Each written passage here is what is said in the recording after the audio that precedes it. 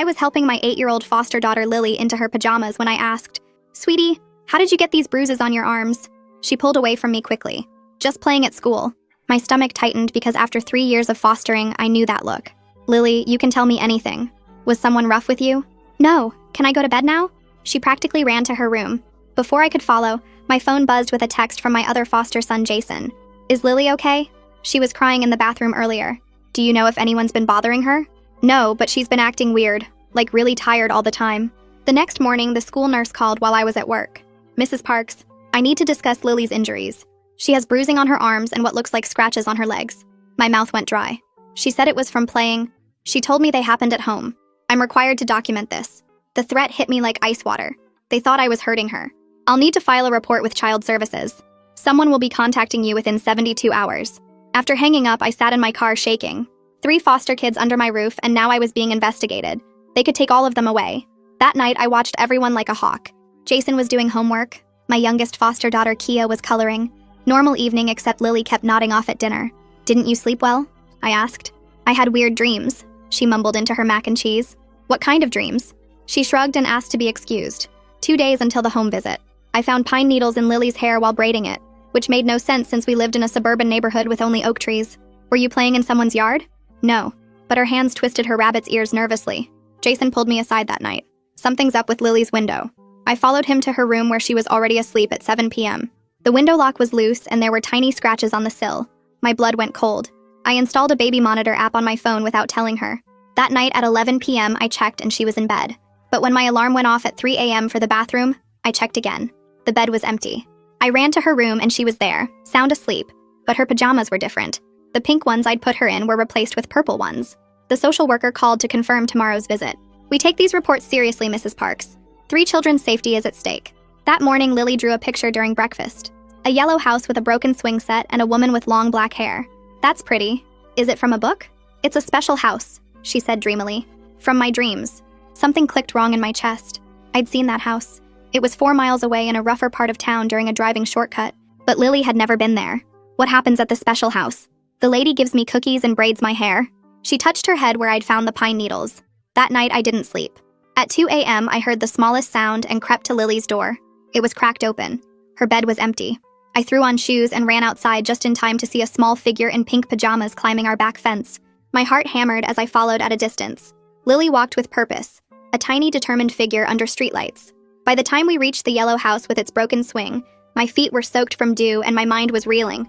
The door opened and a woman pulled her into a hug. Long black hair, thin frame, shaking hands. I knew that face from the file. Lily's bio mom, Claudia, who'd lost custody 2 years ago for neglect and substance abuse. Through the window, I watched Claudia heat up soup and braid Lily's hair, while Lily talked with more joy than I'd ever heard before. Claudia kept touching Lily's face like she couldn't believe she was real.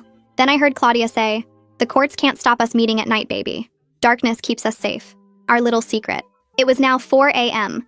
Lily's bio mom had been making her walk 4 miles through darkness alone. The next morning, Child Services arrived at 9 a.m. sharp. Lily was barely awake on the couch. The social worker examined her arms and started asking questions when I stopped her. That's when the social worker said something that changed everything. Claudia hadn't just lost custody for neglect and substance abuse. There was another reason.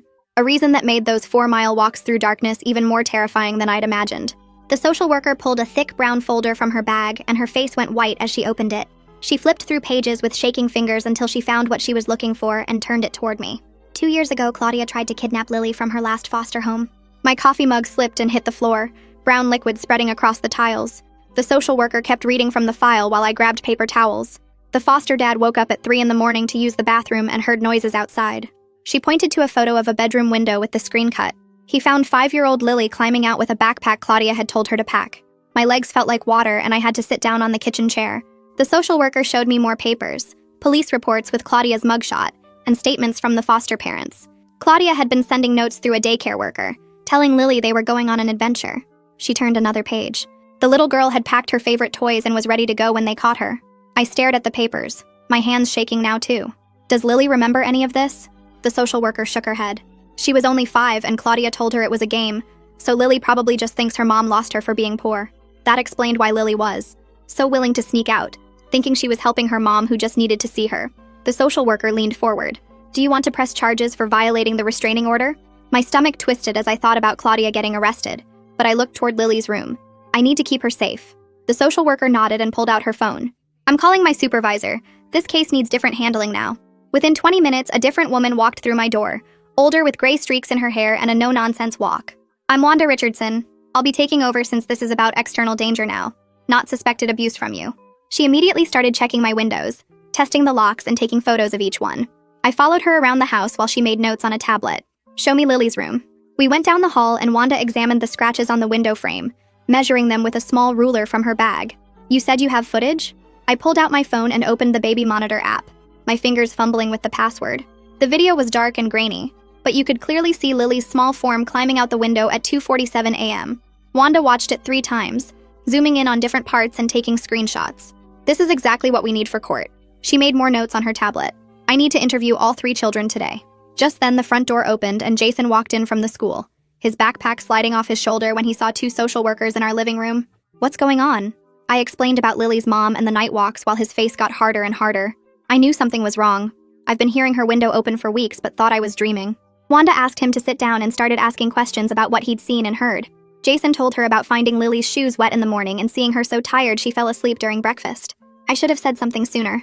Wanda wrote everything down and then asked Jason to wait in his room while she talked to the girls. She started with Kia, who came out of the playroom holding her coloring book, confused about why a stranger wanted to talk to her. They went into the kitchen and I could hear Wanda's gentle voice asking about bedtime and if Kia ever heard noises at night. After 10 minutes, Kia came out looking puzzled but not upset, going straight back to her coloring. Jason emerged from his room and gave me a small nod, letting me know he was okay. Lily's turn, Wanda said, and my chest tightened. Lily had been in her room since the social worker arrived, probably sensing something was wrong. Wanda knocked softly and they both disappeared inside while I paced the hallway. I could hear Lily's voice getting higher and then crying, actual sobbing that made me want to burst in and hold her.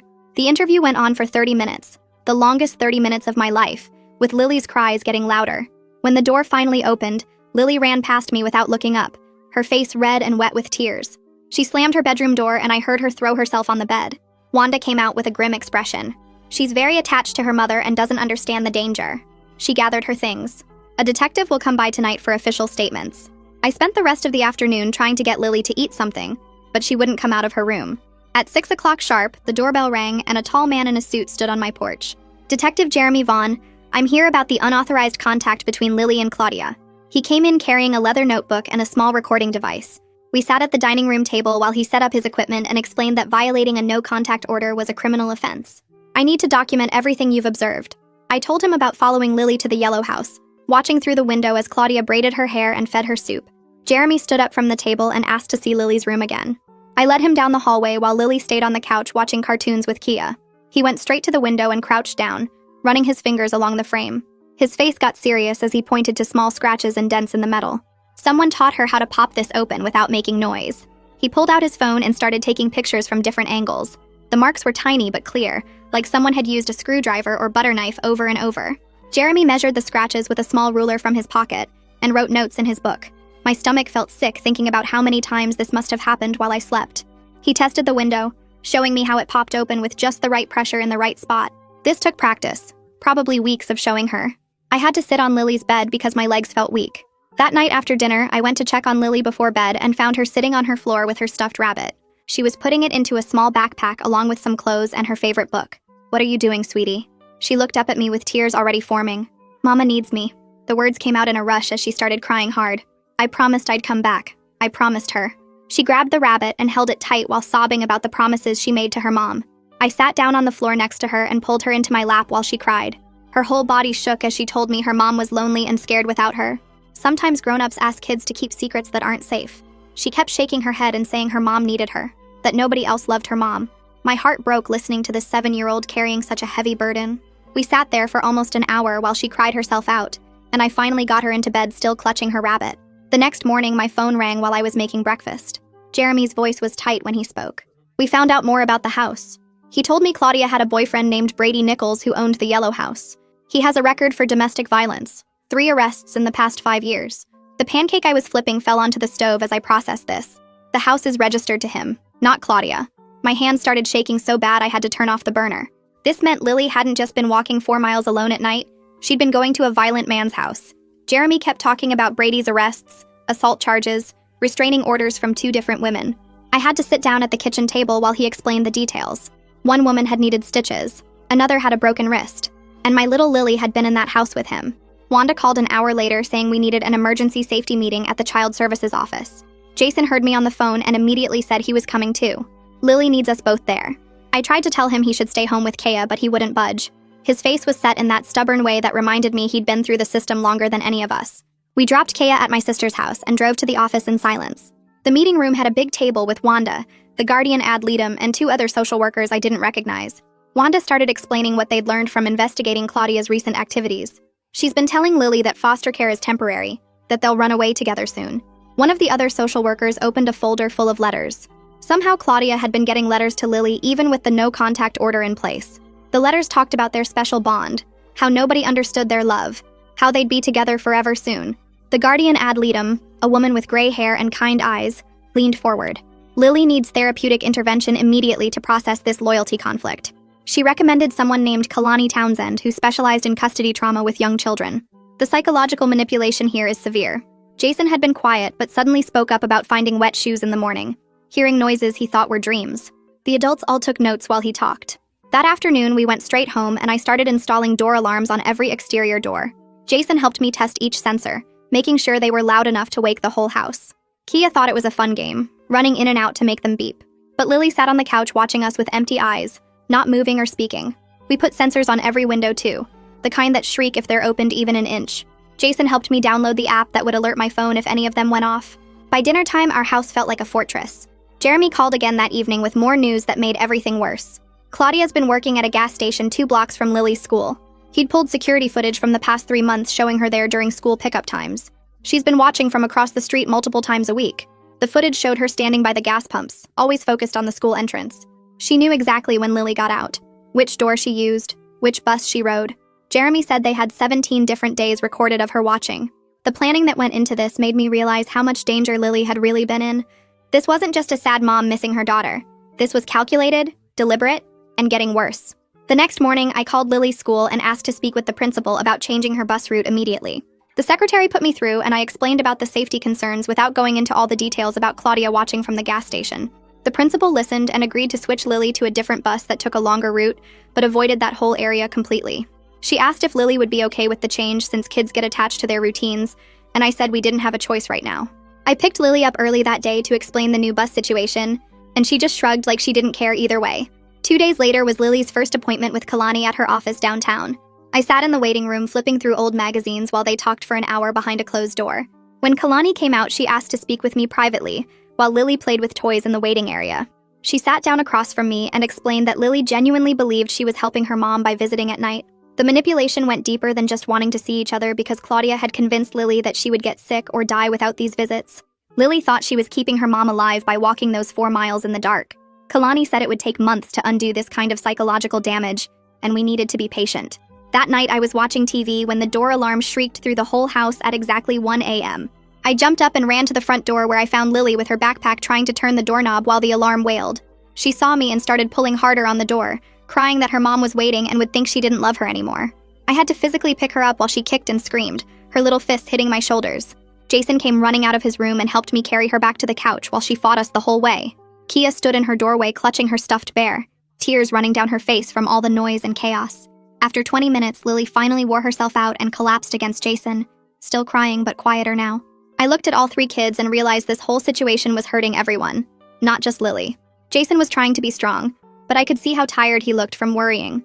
Kea had started having nightmares and asking if we were all going to be taken away. The next morning, Wanda called early and said she was filing for an emergency custody hearing to strengthen the protection order against Claudia. She warned me that Claudia would probably show up at court, and it could get really emotional with Lily there. The hearing was set for 3 days away, and we needed to prepare. That afternoon, Jeremy called with more information he'd found while investigating. Brady had been driving Claudia to the Yellow House for all those nighttime meetings with Lily. His car showed up on traffic cameras at intersections between 2 a.m. and 4 a.m. on multiple nights that matched when Lily went missing.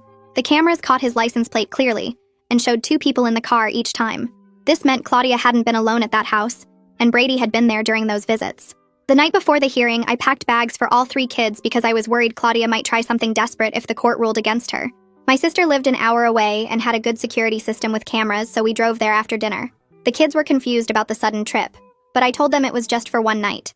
My sister had set up sleeping bags in her living room and made it feel like an adventure for them. We got up early the next morning and drove straight to the courthouse, arriving 30 minutes before our scheduled time.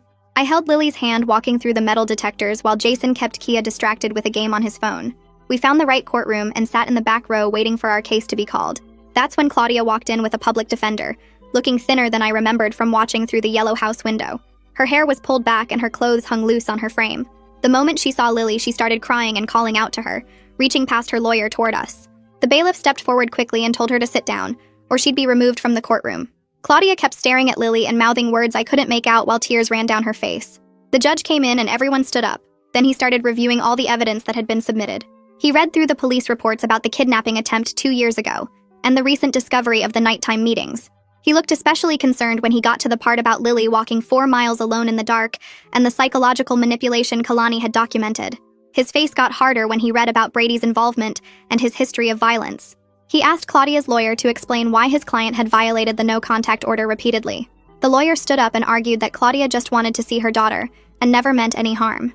He said she was a mother who loved her child and made some bad choices but wasn't dangerous.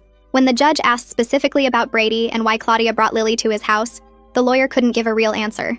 Claudia started to speak, but her lawyer touched her arm to make her stop. The judge called me to the witness stand next and my legs felt weak walking up there. I put my hand on the Bible and swore to tell the truth while Lily watched me from her seat. The prosecutor asked me to describe what happened the night I discovered Lily was missing. I told them about checking the baby monitor at 3 a.m. and finding her bed empty. My voice cracked when I described running outside and seeing her small figure climbing our back fence in her pink pajamas. The courtroom was silent as I explained following her 4 miles through dark streets to the yellow house. I had to stop and take a breath when I got to the part about watching through the window. Claudia was heating soup and braiding Lily's hair while my foster daughter talked with more joy than I'd ever seen. The prosecutor asked what I heard Claudia say, and I repeated the words about darkness keeping them safe and it being their little secret. Lily started crying in her seat, and Jason put his arm around her while I finished describing how I'd waited until 4 a.m. to make sure Lily got home safe. The judge asked me directly if I'd seen any signs of physical harm during these visits. I told him about the bruises and scratches that started this whole investigation. He wanted to know if I thought Lily understood the danger she was in walking alone at night. I said she was too young to understand and just wanted to see her mom. After 2 hours of testimony from me, Wanda, and Jeremy about the violations and Brady's involvement, the judge was ready to rule. He looked at Claudia and spoke firmly about the serious nature of her actions. She'd endangered a 7-year-old child by making her walk alone through dangerous neighborhoods at night. The no-contact order had been in place for good reason after the previous kidnapping attempt. He ordered supervised visitation only, twice a month at the court facility downtown. Claudia would have to pass drug tests before each visit, and any violation would result in immediate arrest. The visits would last 1 hour with a court coordinator present the entire time. No gifts, letters, or private conversations would be allowed. If she missed 2 visits or failed any drug test, all parental rights would be terminated permanently. Claudia started sobbing and reaching for Lily, but the bailiff stepped between them. We left the courtroom quickly, but Lily broke away from me in the parking lot. She screamed that I was mean and everyone was keeping her from her real mom. Other families walking to their cars turned to stare as Lily hit my legs with her small fists. Jason helped me get her into the car while she kicked the back of my seat the whole drive home. She ran straight to her room and slammed the door so hard a picture fell off the hallway wall.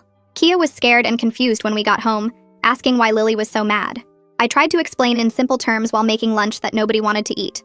Later that afternoon, I went to check the mail and found an envelope with no stamp or return address. Inside was a letter from Claudia begging me to let her see Lily outside the court visits. She wrote that she was a good mom who made mistakes and just wanted to hold her baby.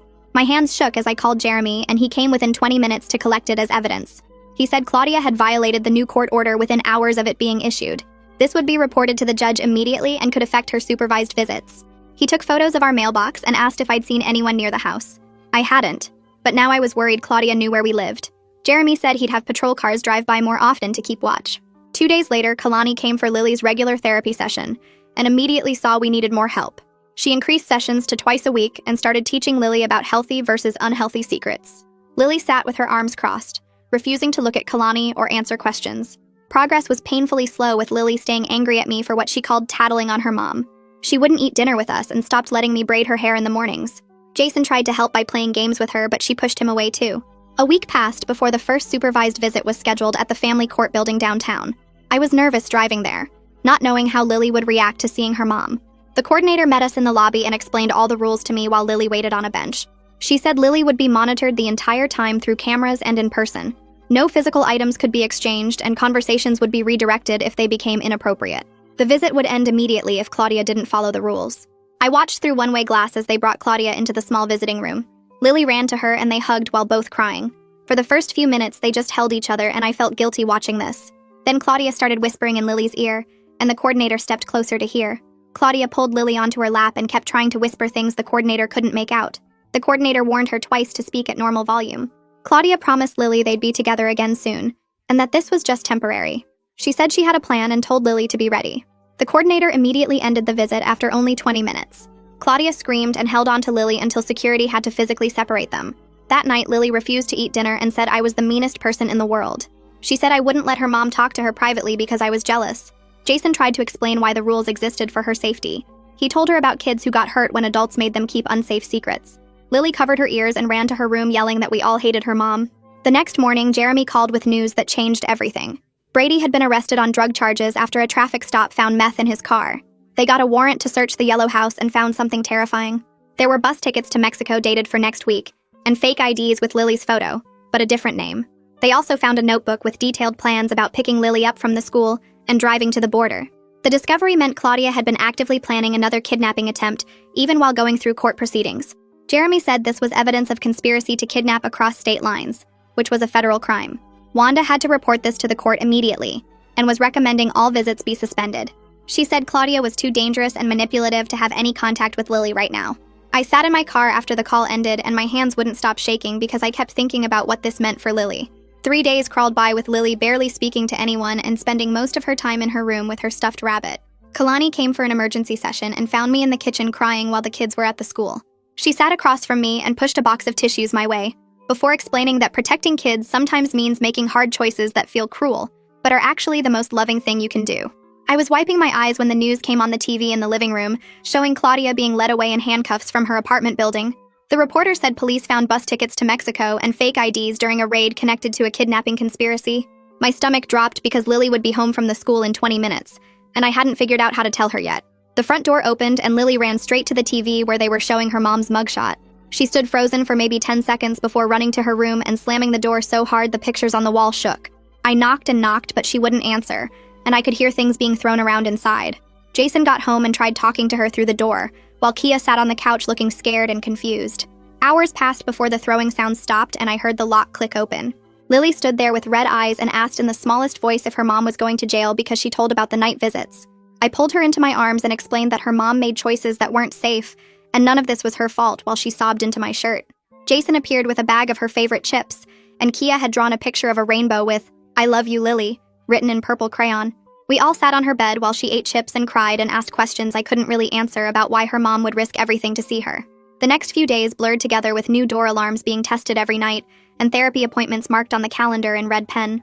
Lily stopped trying to sneak out but would stand at her window sometimes looking toward where the yellow house was, even though you couldn't see it from here. Family movie nights became our Friday tradition with everyone picking a movie on rotation and making popcorn together. 2 weeks crawled by before Kalani called me after a session to say Lily had started talking about things that happened at the yellow house. She mentioned Brady drinking beer after beer and yelling at her mom while Lily hid behind the couch.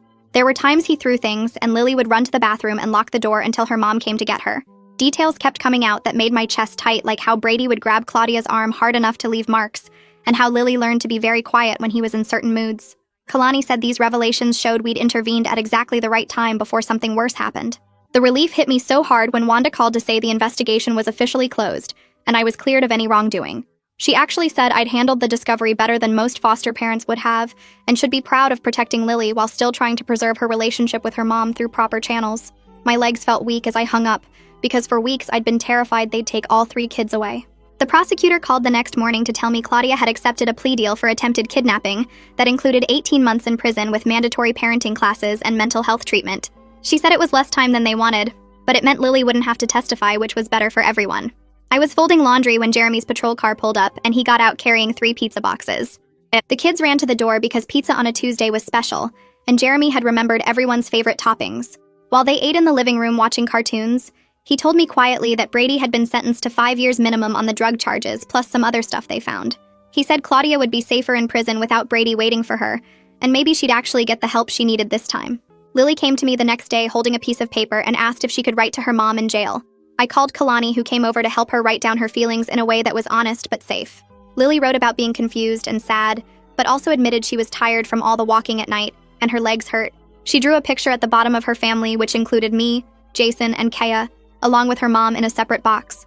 Kalani helped her understand it was okay to love her mom, but also be mad at her for making dangerous choices. The letter got mailed through official channels, and we started working on what life would look like going forward with supervised calls from prison every month once Claudia got settled. 3 weeks passed before Lily's teacher sent home a bright yellow note in her backpack, saying she'd been raising her hand more in class and actually finishing her math worksheets. I found Lily at the kitchen table that afternoon doing homework without being asked while Kia colored next to her, and Jason made them both snacks. The teacher had drawn a smiley face at the bottom of the note and written that Lily seemed more awake during story time now. That evening, Jason helped me clean up after dinner and started loading the dishwasher without me asking. He kept glancing at the younger girls playing in the living room, and finally said he'd been really scared when the social workers came that we'd all get split up into different homes. His hands shook a little as he handed me plates and admitted he'd been making backup plans about where everyone could go if things went bad. I realized this 14-year-old had been carrying way too much worry about keeping our family together. My sister drove up from 2 hours away that weekend with a huge craft box filled with beads and string and little charms. She set everything up on the dining room table and spent the whole afternoon with Lily making friendship bracelets while I made lunch. Lily's fingers worked carefully threading beads as she told my sister about missing her mom, but knowing the visits weren't safe anymore. My sister just listened and helped her pick out purple beads for the next bracelet. They made 5 bracelets total, and Lily gave one to each of us before dinner. 6 weeks crawled by before the prison approved Claudia for phone privileges and scheduled Lily's first call. The supervised visit coordinator brought special recording equipment to our house and explained Lily would have exactly 10 minutes. Lily sat at the kitchen table holding the phone with both hands, while the coordinator and I watched from across the room. She mostly just listened to her mom's voice and said okay a lot, but when she hung up, her shoulders weren't as tight. The coordinator made notes about how Lily handled the call and said we could schedule monthly calls going forward. The guardian ad litem showed up 2 days later with a thick folder and spent an hour watching the kids do their normal routine. She took pictures of Lily helping Kia with a puzzle and Jason teaching them both a card game. Her report to the court said Lily was doing much better and should stay with us while getting therapy support. She wrote 3 pages about how close the kids had gotten and were included the photos as evidence. Kalani increased Lily's sessions to twice a week and started using dolls to help her understand complicated feelings. During one session, I could hear through the door as Kalani helped Lily practice saying she loved her mom, but her mom made bad choices that hurt people. Lily struggled with holding both ideas at the same time because 7-year-olds see things as all good or all bad. Kalani kept working with her week after week using games and drawings to help her brain understand. One evening, I walked past the girls' room and saw Lily sitting behind Kia on the bed, carefully braiding her hair. She was using the gentle method I'd taught her with no pulling and talking Kia through each step. Jason stood in the doorway taking pictures with his phone, and both girls were giggling about something. Lily finished the braid and tied it with a purple hair tie, then started on another one. The whole scene felt so normal and sweet after months of chaos. 3 months after that awful night, I'd followed her to the yellow house. We had our first week with no drama at all. Lily complained about homework just like any other kid, and tried to trade her vegetables for more mac and cheese at dinner. Nobody had nightmares or tried to leave in the middle of the night. The door alarm stayed quiet, and everyone slept in their own beds until morning. Jason helped with dishes without being asked, and the girls played board games without fighting. It felt almost weird having such a regular week after everything we'd been through. Wanda came for her final official visit on a Tuesday morning while the kids were at the school. She walked through the house, checking the door alarms and window locks, then sat at my kitchen table reviewing her files. She stamped a bunch of papers and said all 3 kids were doing great and should stay permanently. Her notes mentioned how bonded they'd become and how they looked out for each other. She shook my hand before leaving and said she was closing the case as successfully resolved. That night after dinner, Lily climbed into my lap while we watched a movie, something she hadn't done much before. During a commercial, she looked up at me and asked real quiet if she could call me Mama Park sometimes. She said quick that she wasn't trying to replace her real mom, but she needed a mama who was here every day. Her little fingers twisted the friendship bracelet on her wrist while she waited for my answer. I told her she could call me whatever felt right, and she nodded before settling back against me to finish the movie. The next month, when the phone rang for Lily's supervised call, she walked to the table without dragging her feet and picked up the receiver while the coordinator watched from her chair.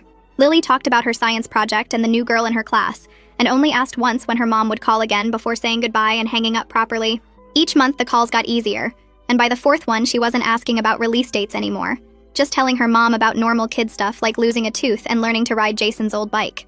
Jason got his acceptance letter to the advanced math and science program on a Tuesday afternoon and came home waving the paper like a flag. Lily grabbed her markers and construction paper and spent an hour making him a card with rockets and equations she copied from his textbook, even though she didn't understand them. She presented it at dinner with both hands, and Jason actually got teary when he read what she wrote inside about him being the best big brother. Watching them hug across the table while Kia clapped made my chest tight because we really had become a family without me noticing when it happened. 6 months after that awful night, I'd followed her through the dark streets. Lily slept straight through from 8 to 7 without a single wake-up. The door alarms hadn't gone off in 3 months, and I'd finally stopped checking the monitor app every hour. She still saw Kalani once a week on Wednesdays, but they mostly played games now instead of working through trauma responses. Kalani said the acute crisis phase was over, and we were in maintenance mode, which felt like the best news I'd heard all year. The letter from Claudia came through official channels on a Thursday, already opened and reviewed by Wanda's office before reaching me. Her handwriting was shaky, but the words were clear as she apologized for putting Lily in danger and making her walk alone at night. She wrote that the parenting classes were helping her understand what she'd done wrong, and she wanted me to know she was grateful I'd kept Lily safe. Wanda called after I'd read it 3 times and said it showed real growth from the classes, though only time would tell if it would stick. Lily's 8th birthday fell on a Saturday, and 12 kids from the school showed up with presents and sugar-fueled energy. Jason manned the grill flipping burgers while Kia organized pin the tail on the donkey with more rules than necessary. Lily laughed so hard during musical chairs that she got hiccups and had to sit out a round, but she was smiling the whole time. Her school friends sang happy birthday off-key, and she blew out all 8 candles in one breath while everyone cheered. That night at bedtime, she wrapped her arms around my neck and squeezed tight enough to hurt a little. She said real quiet that she was glad I'd kept her safe even when she was mad at me for telling on her mom. She understood now that grown-ups sometimes had to make hard choices to protect kids, and she was sorry for saying mean things during those first weeks. Her little hands patted my back like she was comforting me, and I had to work hard not to cry.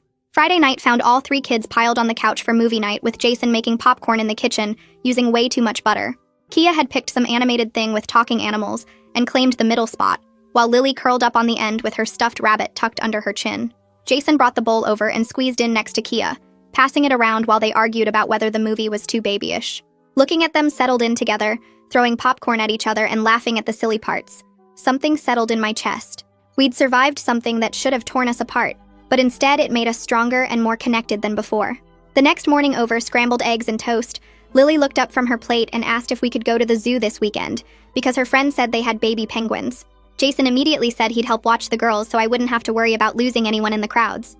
Kia started listing every animal she wanted to see, while Lily drew a map on her napkin of the best route through the exhibits. Life felt wonderfully normal with regular kid problems like who got the last piece of bacon and whose turn it was to clear the table.